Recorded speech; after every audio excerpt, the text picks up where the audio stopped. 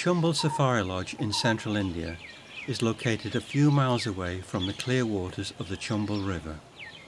A colony of Indian flying foxes roost here in the daytime.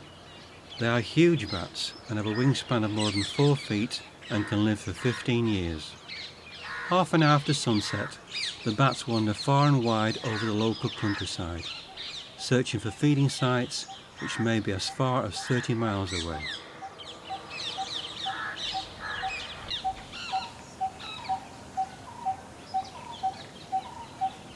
The 35-acre plantation is part of a much larger area used by the local feudal chieftains to conduct their annual cattle fair.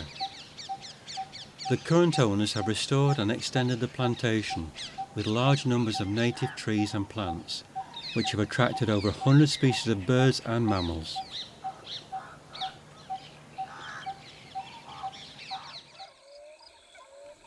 On the way to the Chambal River, small flocks of Saras cranes can be seen feeding and displaying in the agricultural fields.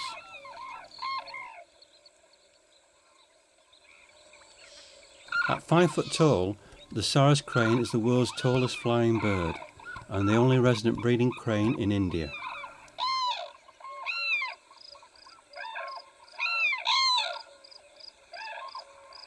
Unfortunately, the population has suffered a rapid decline in recent years, mainly due to changes in agricultural practices.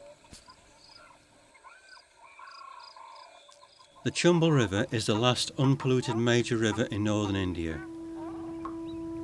As you slowly drift along, you can get close to gharial and mugger crocodiles as they sun themselves on the sandbars.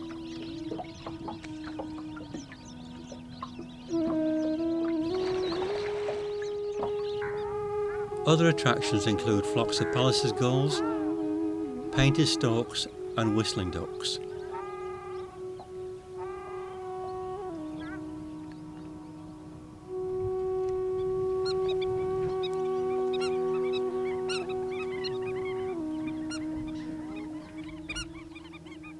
Greater thick-knees and ospreys also make their home here.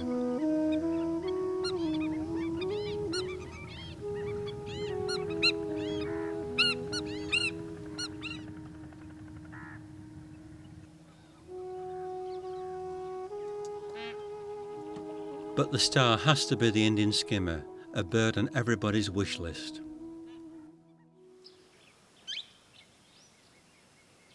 Panna is a beautiful national park which has remained largely unknown by tourists. The park is fed by the River Ken, but away from the river the land dries out awaiting the monsoon.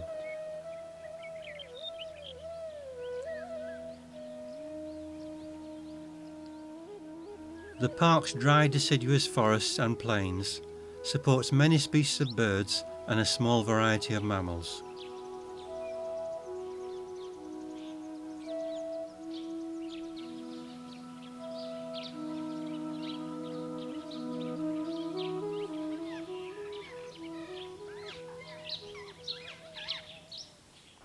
The dry habitat is ideal for large-tailed nightjars, which can be found roosting alongside the forest tracks.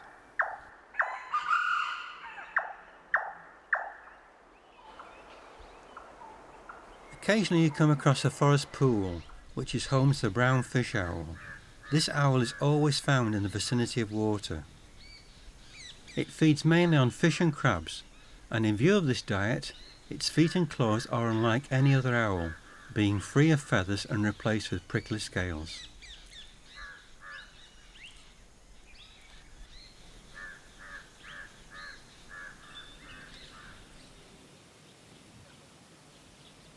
It's hard to believe that this cliff face is a raging torrent when the rain arrives, but until then it makes a good roost for a colony of long-billed vultures.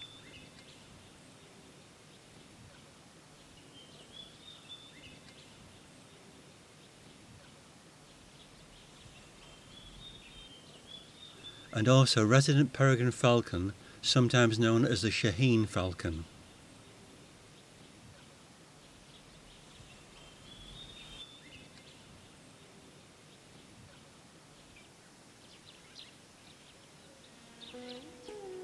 Low rocky and scrub-covered hills are the ideal habitat for the painted sandgrouse,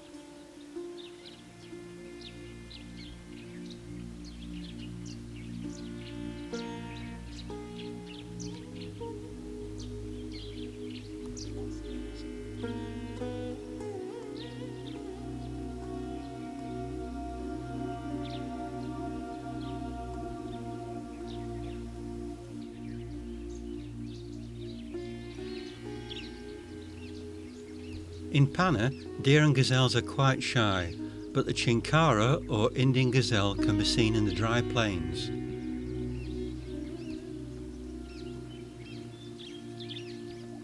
However, it is a variety of habitats which provide Panna with such a varied bird life.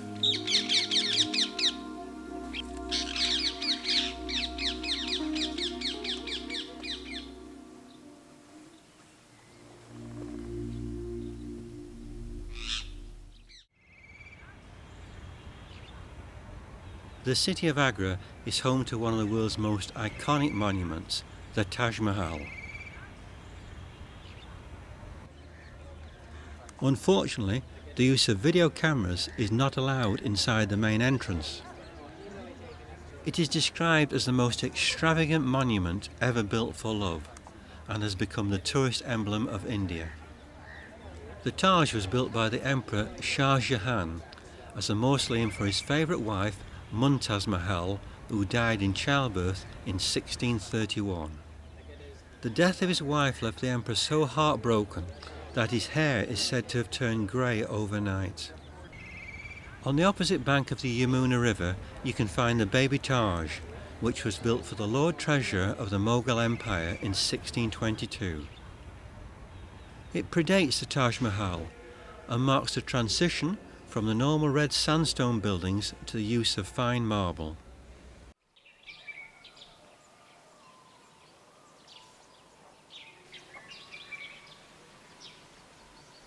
Moving further into central India, we arrive at the Tree House Hideaway, which consists of 5 thatched cottages perched high in huge mahua trees overlooking Bandhavgarh Tiger Reserve.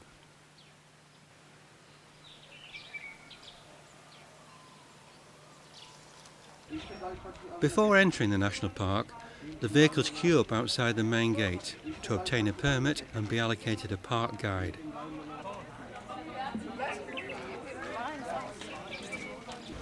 When Kipling chose central India as a setting for the Jungle Book, he knew exactly what he was doing. There is little evidence to suggest that he himself ever visited this area, but central India has long been famous for the abundance and quality of its game and the extensive areas of its forests.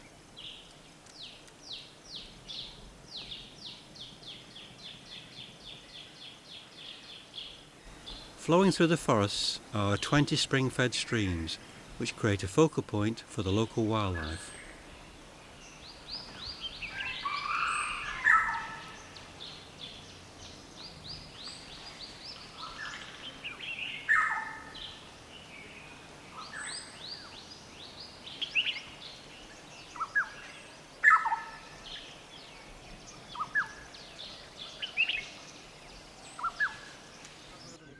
Bandhavgarh has the highest density of tigers in India, which also unfortunately means it has the highest density of tourists. This is B2. At present, he is the dominant male in central Bandhavgarh.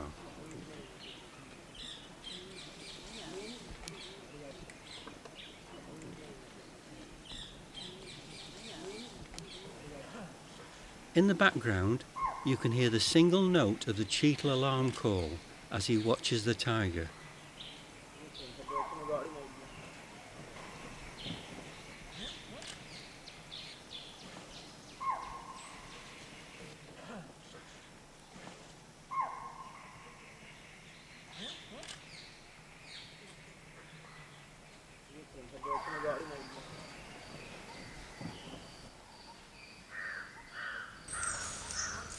Leaving the park as dusk approaches, you meet the elephants who turn to their camp for the night.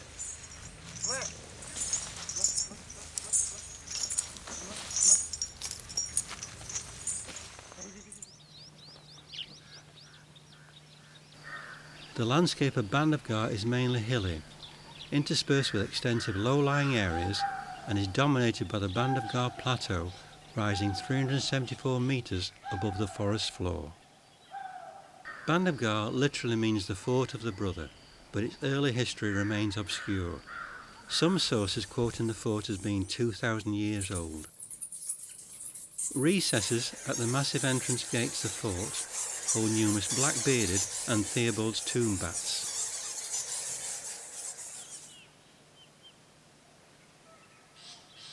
The ruins of the fort are gradually being overtaken by the jungle and its inhabitants. A massive fig tree grows over this small temple, sheltering another colony of bats.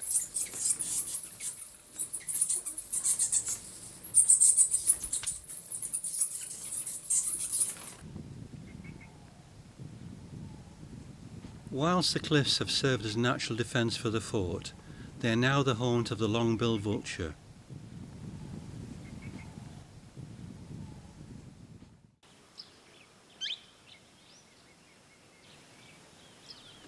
The small Hindu temple at the summit is occupied by a Brahmani priest and his son, who seem unfazed by the fact that tigers regularly patrol the fort.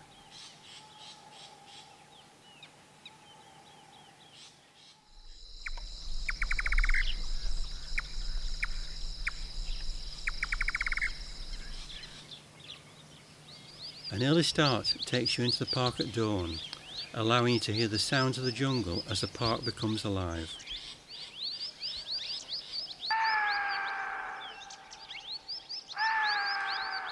In spring, the cheetal stags commence their rut, and the forest echoes with their calls.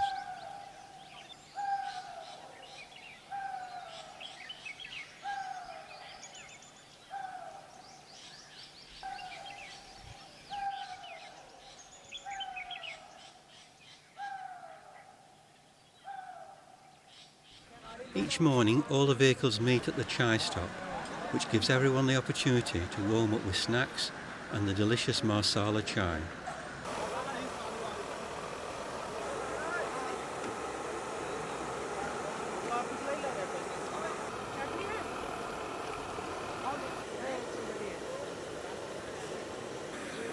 The chai is full of ginger and other Indian spices and is a treat not to be missed.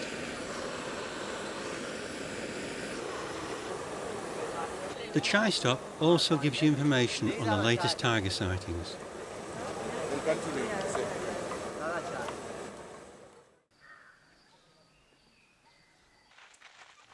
Leaving the chai stop, we allow the elephants to pass us as they start their morning search for tigers.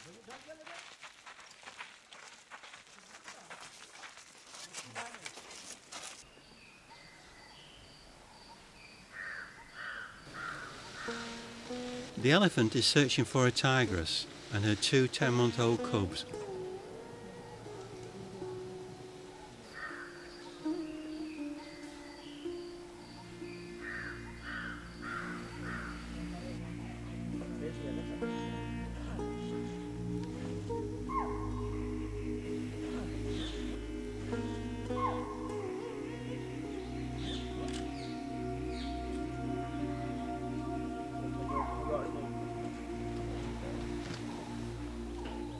Cop,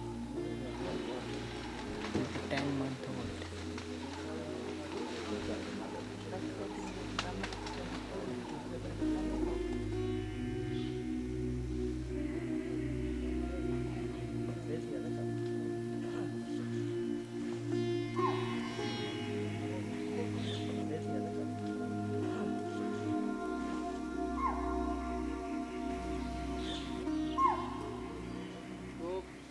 तरफ न जाएगा ना किले है यहाँ का बच्चे आए थे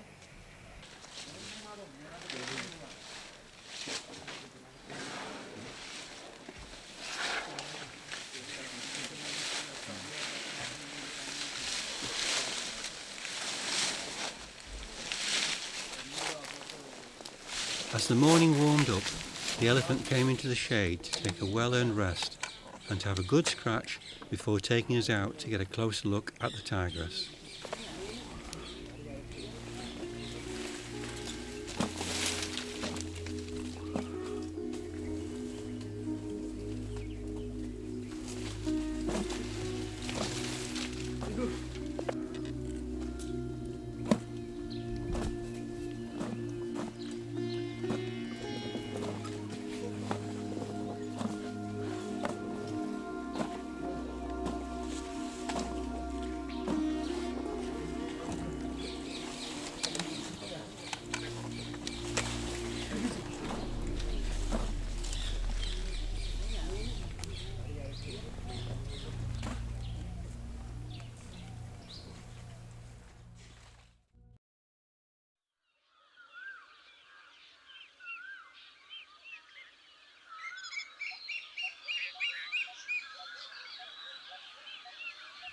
The Jungle Law Birding Lodge is located at Pangot, which is a small village of 15 families nestling 6,000 feet amongst the lush green forest of the lower Himalaya.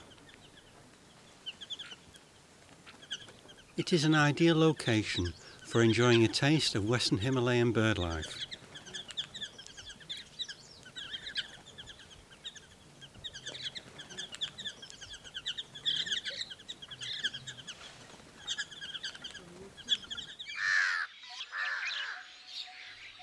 Gaining altitude, we arrive at Biniyak, a tiny hamlet of 3 or 4 families and a dog.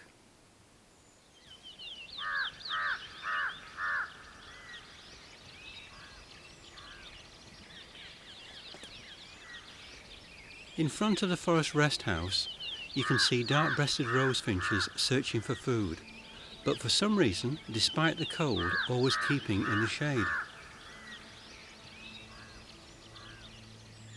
This altitude allows you fantastic views of the eternal snows of the Himalayas, including Trishul, which rises over 23,000 feet.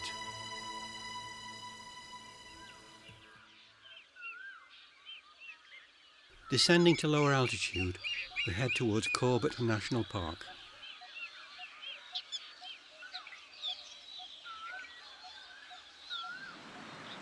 The mountain streams are a favourite area for seeing forktails, which can be difficult to find in the fast-flowing waters.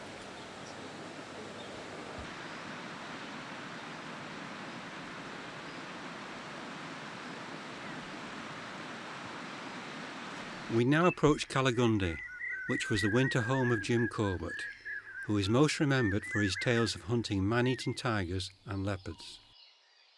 The canal here was built in the 1800s to provide water for the village and the surrounding area.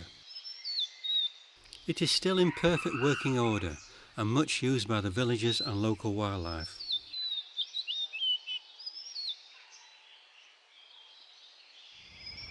Jim's house is now a museum. It is where he became appalled at the senseless slaughter of Indians' wildlife and became one of the first conservationists.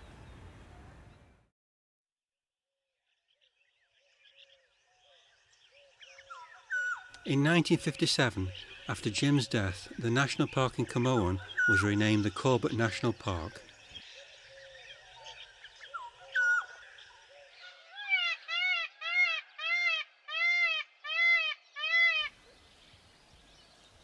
Corbett is India's oldest national park. It is probably the most beautiful park in India. This is where the bird life of the lower Himalaya meets that of the Indian plains, and well over 400 species have been seen within the reserve.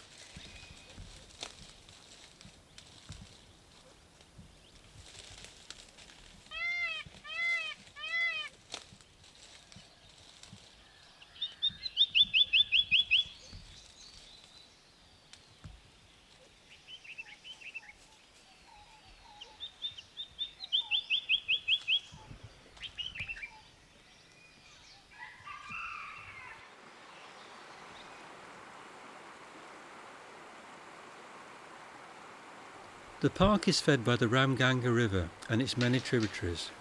In some places it produces moist rocky areas which are ideal for the long-billed thrush.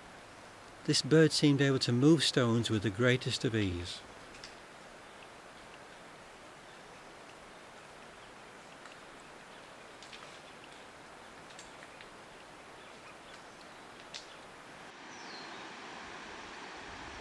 The Ramganga River is an important area for gharials and mugger crocodiles. The gharial is a critically endangered species and is the second longest of all living crocodilians. A giant of 7 metres was shot in the nearby Kosi River in 1924. The main species of fish found here is the golden marcia, the world's strongest fighting freshwater game fish, which has been known to reach a length of nearly 3 metres. Tikala is the main destination in Corbett. The old rest house was built over 100 years ago and offers uninterrupted views across the wide open grasslands.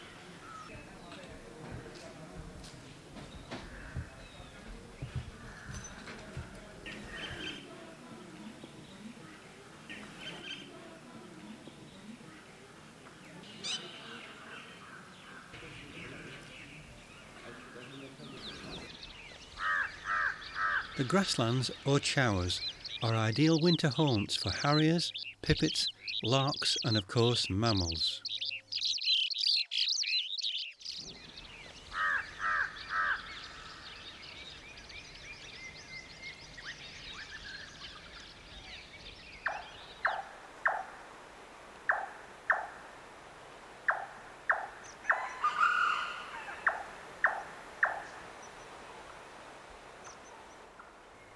Each day we move out at dawn to listen for alarm calls to try and locate tigers.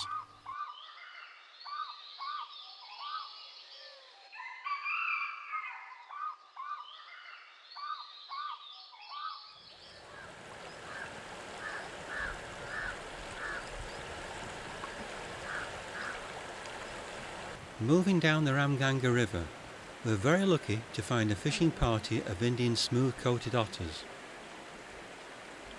They are very difficult to see, even though they are active during the day, and seem intent on catching as many fish as possible.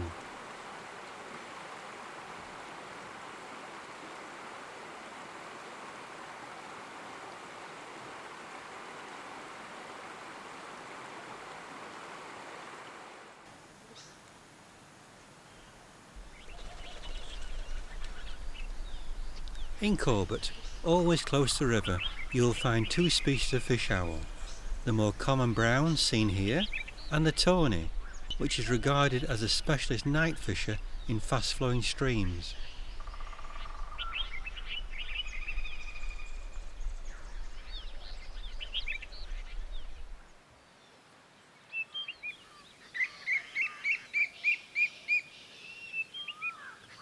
The rufous woodpecker lays its eggs inside an active ant's nest. The interesting thing is that the ants pose no harm to the eggs or to the incubating bird.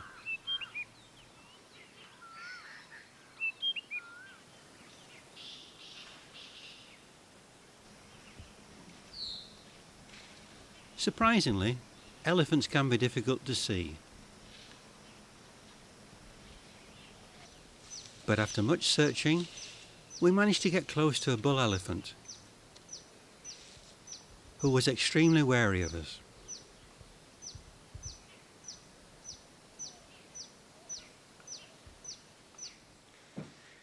We anticipated that he would come out onto the road in one particular place.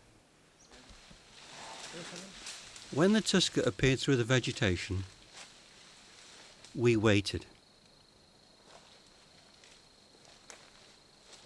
Then the driver deliberately touched the clutch on the jeep to attract his attention.